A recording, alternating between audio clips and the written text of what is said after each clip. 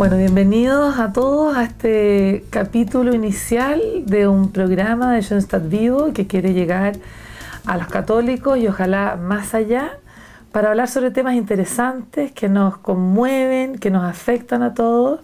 Un programa que le hemos puesto signo de los tiempos, pensando en católicos inmersos en este mar del siglo XXI con todas sus dificultades y todas sus alegrías y desafíos también. Me acompañan en este programa Hernán Medina, sociólogo, y José María Fuentes, ingeniero civil, ambos casados, con hijos y con trayectorias de todo tipo que a lo largo de los programas vamos a ir conociendo. Este programa inicial queremos hablar sobre la sociedad, dar una mirada, entrar por esa ventana a la sociedad y la Iglesia, y los católicos caminando en esta sociedad. Y Hernán tiene una pregunta que él se hace que me parece muy pertinente que la conversemos y a partir de eso empecemos a mirar los conflictos y las circunstancias que nos rodean y nos afectan el día de hoy. Hernán, tú nos estabas contando de algo. Sí, yo puedo pensaba lo siguiente, que uno como católico, bueno, vive la vida cotidiana de todas las personas normales, comunes y corrientes, pero sin embargo hay una mirada que es nuestra, que es propiedad nuestra y que es privativa de los católicos, ¿sí? Y les comentaba que me sorprendía a mí siempre, o sea, me hacía una pregunta constante, cotidiana, ¿qué evento, qué circunstancia, qué acontecimiento como católico a mí me impacta?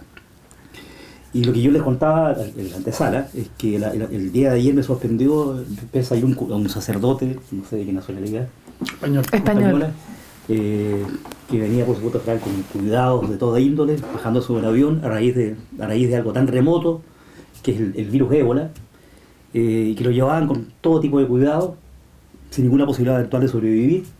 Pero de hecho me remitía el tema de cómo vivir los católicos más allá del mundo occidental.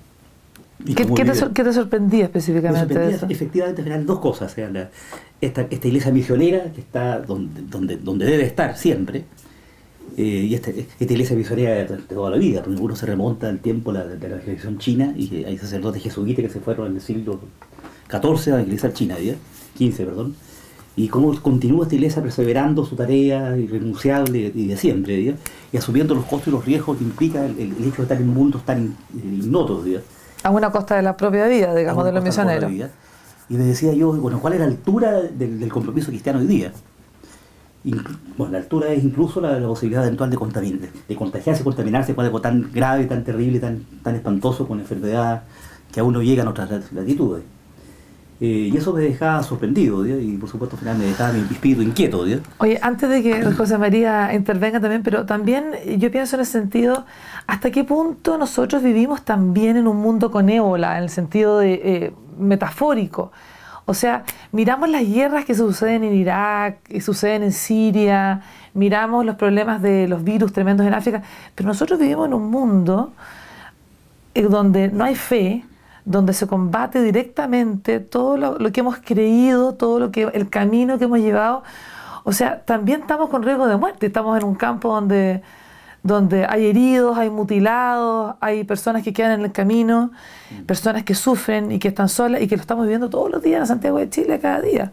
Entonces, el grado de heroísmo, digamos, tú no sé si piensas, José María, que se requiere ser muy heroico hoy día para ser cristiano, ¿o qué?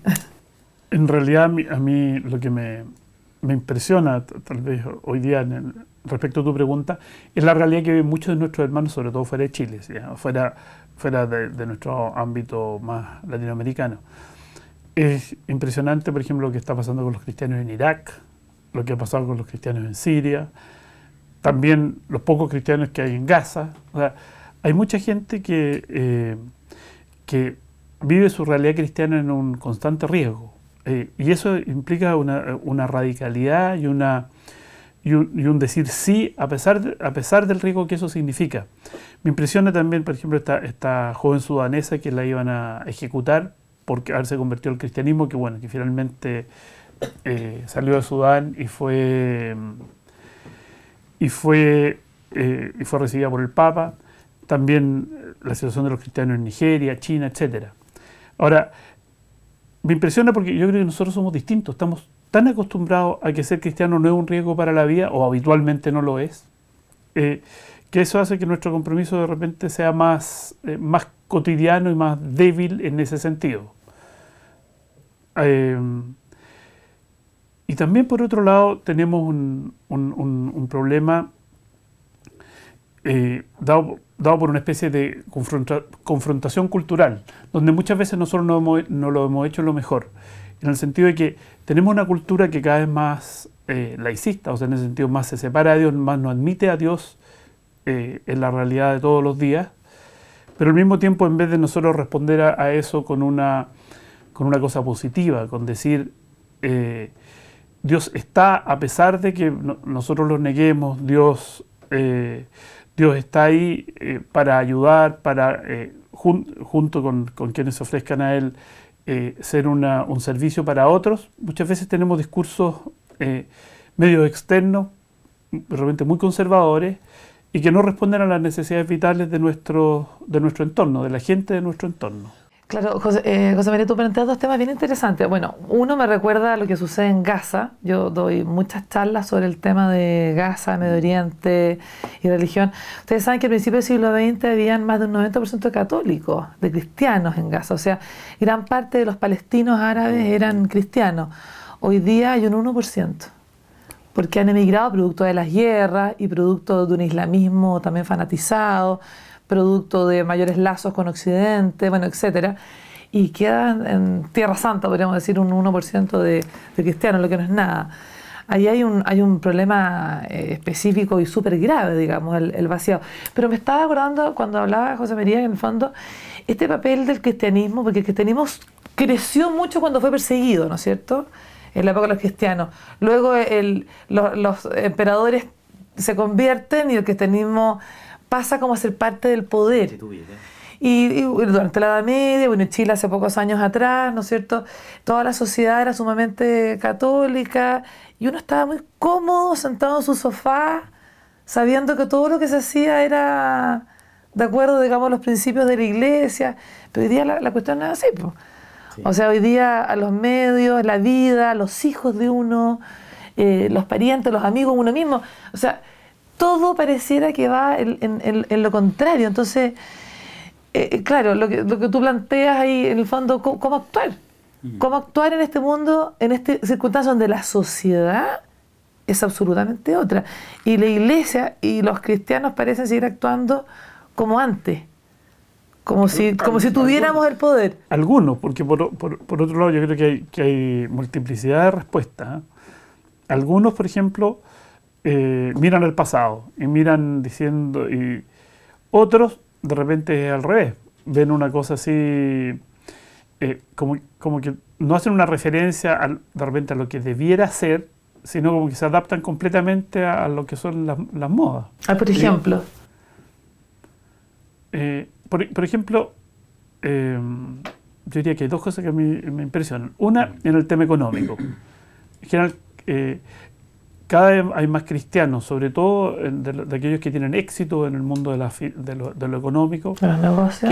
De los negocios, claro. Que consideran que la doctrina social de la Iglesia y puntos muy importantes de ella misma, en realidad no son válidos, un poco a partir de su experiencia, a partir de que una sociedad completamente o muy liberal en términos económicos es bueno para el país. Bueno, yo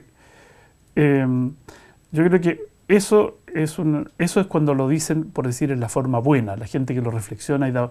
Pero también hay una mucho más funcional, en que gente está inserta en esos grupos que les va bien y que de alguna forma dicen, esto está bueno. Y no hay una reflexión crítica sobre lo que pasa con la gente que no le va bien en eso. Ese es un tema. Lo mismo también yo diría, una sociedad cada vez más permisiva en cosas personales, o sea, en cosas como una cierta falta de integridad personal. Eso en materia, en materias desde la honestidad a ser pillo, ser honesto, en materias sexuales, en materias familiares, en materias etcétera. O sea, ahí hay una cierta ruptura. Sí. A mí se me veía en la cabeza lo siguiente. Hay un autor que se llama Girard, el apellido jesuita, y que plantea que, curiosamente, en el mundo los criterios sustantivos de cómo uno vive la vida son cristianos. O sea, en el sentido común de la gente existe un mundo cristiano que está ramificado, ¿ya? Y los criterios de respeto, de dignidad, los mismos derechos humanos están inspirados en cierta forma por la doctrina católica, y el filósofo católico tomista que es Maritain, que se involucra activamente en la construcción de esta concepción, pero que en el fondo a mí siempre como que me da vuelta, ¿ya? ¿Qué significa la vigencia de ser levadura, del fondo levadura en la masa? Porque si bien existe un sentido común en propiedad donde la gente vive con una cierta noción asimilable, no del Evangelio, pero sí a ciertas cosas que emergen del Evangelio, ¿ya? ¿Qué significa este católico que es la lámpara que no se esconde bajo la mesa y que además también es la levadura en la masa, ¿ya? Porque yo creo que ahí está la calidad específica de un católico que irradia y que evangeliza siempre, ¿ya? Porque uno puede hablar en la pluralidad y va a encontrar criterios bastante equivalentes, muy similares. Hay un humanismo latente donde cuando hay conflicto la gente logra converger en ciertas categorías que son incluso bastante nuestras también, ¿ya? ¿Qué nos diferencia, dices en tú? sustancia, ¿cuál es nuestra especificidad? Y yo creo que tiene que ver con lo que comenzamos a conversar, que tiene que ver con esta actitud lógica. O sea, en sustancia hay universidades católicas, hay colegios católicos, pero no sucede algo demasiado distinto en universidades católicas que lo que sucede en las universidades laicas. Y en las familias es un poco lo mismo. Hay familias católicas que no. Y no suceden cosas demasiado. Pero sí tenemos testimonio de gente que el padre Kenter particularmente nos pide esta condición de ser santo al medio del mundo. Y Claro. por tanto, esa santidad tampoco es algo excepcional. No vamos a hacer milagro eventualmente, ¿sí? Pero, ¿qué significa ser Quizá podríamos ir desmenuzando una cosa interesante, porque en el fondo quizá el debate público se ha ido acentuando en el tema de la sexualidad. No sé si ustedes están de acuerdo, digamos. Y ¿qué opinan de eso, digamos? O sea, quizá hay un debate en otras áreas, como dice José María, quizá en el área empresarial de los negocios, quizá en el área educacional. No sé, ¿por qué se ha centrado tanto? Si tú eres católico, si estás o no a favor de las relaciones prematrimoniales, no tengo idea. ¿Tú eres católico o no? Si tienes una postura definida en cuanto al divorcio o en cuanto a la homosexualidad. ¿Por qué esos temas están hoy día siendo tan preponderantes, restándole a estas otras áreas, digamos, donde puede ser vivido el heroísmo cristiano de una manera muy fuerte, muy Que heroica? precisamente cuando tú hablabas de Gaza, la imagen que también tengo yo latente es que el Papa hizo un esfuerzo fenomenal por intentar resolver pacíficamente la controversia entre los dos líderes palestinos. Sí, de hecho fue para allá. Y fue para allá, y se hizo presente, esto el ordenamiento, ¿sí? Y precisamente, al final, para mi gusto, más allá del habitual debate, que es una cosa de filosofía, de mirada sobre la vida y cosas distintas, ¿sí? Lo que falta muchas veces es el testimonio efectivo del ser católico o del ser cristiano, ¿sí? Y en el fondo, perdona que perdona, sino que claramente uno remite a la vida de la Virgen, ¿sí? Y acudió presurosa a la casa de su prima Isabel. O sea, cuán presurosamente nosotros hacemos lo que tenemos que hacer como católicos. Y les cuento una cosa anecdótica, ¿eh? Una vez caminando por la calle, yo salgo a caminar habitualmente por la calle acá y me encontré con un sacerdote del movimiento, ¿sí? Y le pregunto, ¿dónde viene, padre? Venía cansado, agotado, vengo al Hospital Salvador y vengo a ver a los enfermos el fin de semana. O sea, esas cosas impostergables, fundamentales, que es lo que hace la sociedad, al final de cuentas terminan desvanecidas, ¿sí? Lo que prevalece son polémicas espantosamente intelectuales, Claro, donde claro. de repente incluso nos ponemos en riesgo nosotros porque no tenemos tampoco una formación que nos permita debatir de igual a igual con la filosofía secular, laical, y con el mundo de la cifra, el mundo de la economía, ¿sí? Y perdemos de verdad la gravitación del cristianismo en cosas mucho más concretas, ¿sí? El testimonio. Que es testimonial. Un poquito, no sé, yo lo veo un poquito de esa manera, en el sentido de que uno no puede... Yo tengo una mirada menos ingenua respecto a esto de lo sexual, ¿eh? Yo creo que en realidad la sociedad, no es que la sociedad tenga puesto la cosa ahí, de alguna forma los medios y ciertos grupos la ponen ahí y ponen como si esa fuera la pelea valórica. Ciertos grupos que les interesa que otros temas no aparezcan. Entonces, porque ese es uno de los temas entre tanto... ¿Pero qué temas que no aparezcan, por ejemplo? O no bueno, sabes, tú lo dices. los temas sociales. Porque claramente eso tapa el tema social. El mismo tema de la educación que ahora está arriba aquí en Chile con todo, digamos. Pero, o sea, temas... El ser cristiano en la vida social significa de alguna forma, por un lado, vivir cristianamente, o sea, vivir en el servicio a los otros y tratar de impregnar el mundo, o sea, de entregar al mundo profano el amor de Cristo a través de a través de nuestro testimonio laical, pero al mismo tiempo tratar de configurar el mundo según lo que Dios quiere, en todas sus esferas. eso significa un esfuerzo porque en la sociedad se vivan cosas como justicia, misericordia,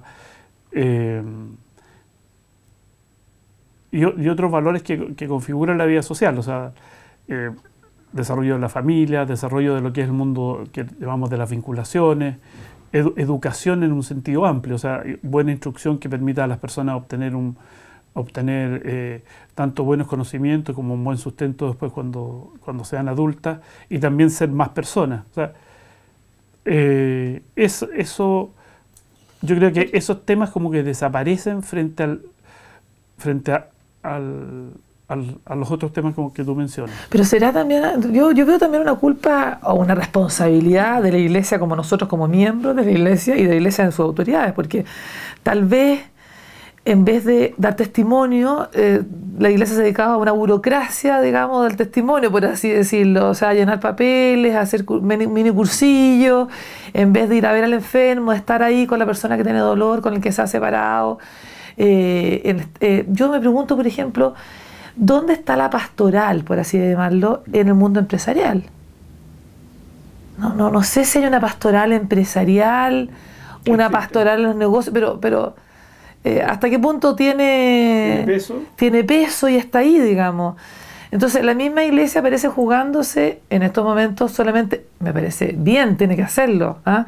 Pero me parece jugándose con temas absolutamente de orden sexual, que es una de las áreas, y me parece que no es incluso la área fundamental donde se juega el testimonio y la vida cristiana, pero me parece que empezando por la Iglesia misma, en sus autoridades, que han hecho de menos ese rol de pastores, del pastoreo, o sea, de ir a la familia, de perder el tiempo, entre comillas, tomar el té con tal persona, en vez de estar en mi cómoda oficina planificando.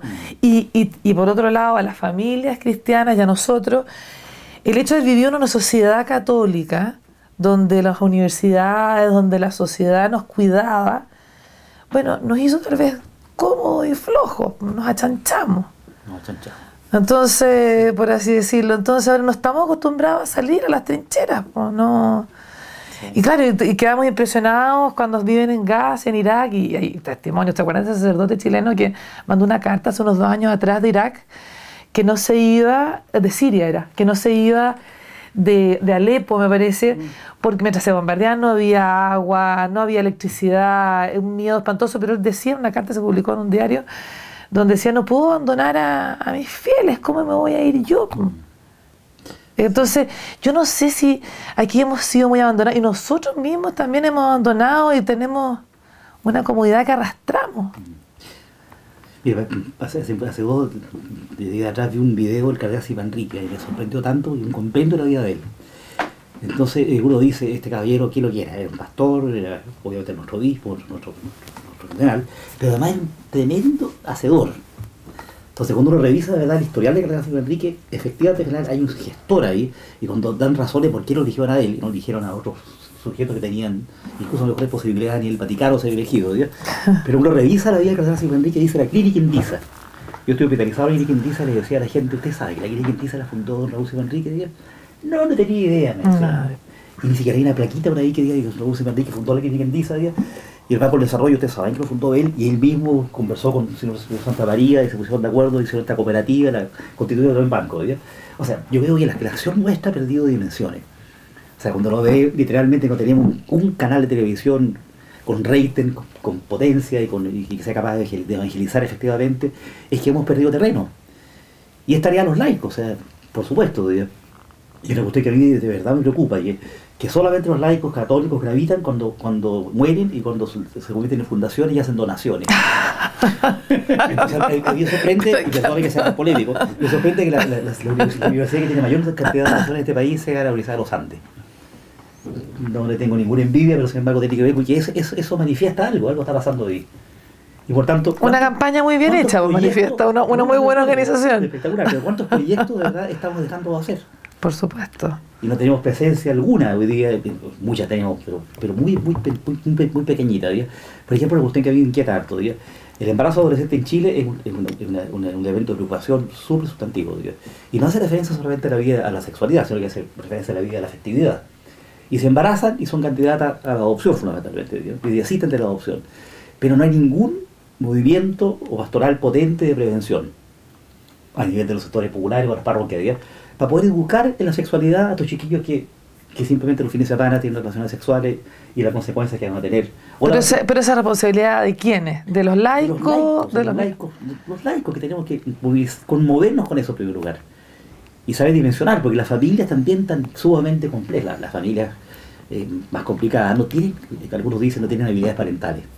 Carecen de habilidades parentales, claro, y carecen de conocimiento, que también son lo mismo. O sea, fruto de lo mismo fue, él se casó obligado por la señorita y después amaron. Después, o sea, es una reproducción social muy increíble, ¿sí? Entonces, vamos a tener muchos embarazos indeseados porque no hay personas que estén necesariamente, y tampoco los colegios están preparados. Claro, como muchas otras cosas, digamos. No sé qué piensa tu cosa, María. ¿Dónde estamos nosotros?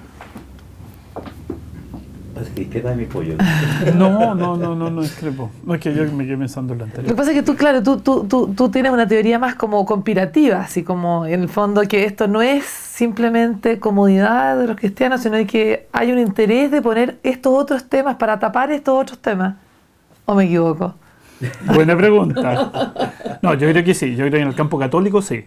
No en el campo contrario. En el campo católico yo creo que hay gente que les es mucho más cómodo plantear que ser católico tiene una cuestión básicamente sexual. Y además, como son grupos que tienen capacidad económica de tener muchos hijos, etcétera, lo ponen así como... Y el resto de las cosas, pero lo que es y en el caso de la persona que trabaja, hacerlo muy bien, que le vaya muy bien, tener mucho éxito, o sea, en el sentido de un cierto calvinismo, claro. Pero bueno, ese éxito significa ser justo, ese éxito significa ser misericordioso. ¿Qué significa? O sea, ¿significa pagar los impuestos o qué? Claro, yo creo que ahí hay un tema en el campo nuestro complicado, sí, que yo lo veo con una teoría semi-conspirativa, o sea, en el sentido que la gente le es cómodo y le hace sentido hacer una cosa así. Y en el campo contrario, yo creo que les conviene arrinconarnos. O sea, si nosotros respondemos con puras respuestas conservadoras, claro, el mundo empieza a como separarse de nosotros. En ese sentido, el padre Kentenich yo creo que tenía la generalidad de decir nosotros no tenemos que responder mirando hacia atrás, lo dijo desde el comienzo, sino mirando hacia adelante. ¿Cómo vamos a responder hacia adelante y cómo vamos a hacer que esas personas concretas tengan mayor sentido en su vida, se vinculen a Dios, se vinculen entre ellos, sean personas más integrales? Y claro, yo creo que ahí nos falta buscar soluciones. O sea, y en temas, y también hay temas que uno dice, de los temas insolubles de Chile, por ejemplo, el tema de la integración y el conflicto y todo de la novena región, entre grupos mapuche que además son distintos y grupos de no mapuche que también son distintos. Por ejemplo, ahí, ¿qué aporte podemos dar? Una pregunta que yo creo que si el padre Kentenich estuviera vivo, probablemente lo miraría, porque él siempre miraba los lugares donde había un cierto conflicto y trataba de responderlo. O sea, yo creo que en ese sentido... bueno, pero me fui del tema de que el campo contrario. En el campo contrario yo creo que también nos tratan de arrinconar a que demos respuesta como estándares que no nos vinculan directamente con las cosas de la vida de la gente. Claro, uno piensa a veces que, claro, estamos volviendo un poco a una religión católica un poco fariseica, digamos que de la forma, de la norma, de contabilizar cuánto hago, cuánto cumplo, pero ¿dónde está el corazón, la misericordia? ¿Dónde está la pasión también por esta opción, por esta vocación, que al final es un llamado al cual nos han invitado a cada uno a seguir? Claro, hay conflictos macro, como la Araucanía, por ejemplo, no sé cuál es la voz de la iglesia, no está, ¿no? O institucionalmente no aparece. Pero también conflictos micro en la familia, pienso yo, por ejemplo, en cada familia. Me parece ver hoy día una dificultad, sino una incapacidad de los padres para transmitir la fe a los hijos. Y no sé dónde lo ven ustedes eso, ¿por qué esta dificultad tan fuerte de transmitir el amor de esos padres, que ha sido a veces una vida dedicada a a Cristo a través de los pobres o de la iglesia o de grupos cristianos que rezan, y los hijos no están ni ahí, digamos. Yo tengo una respuesta así como tentativa. Yo creo que tiene que ver con la fase de los colegios.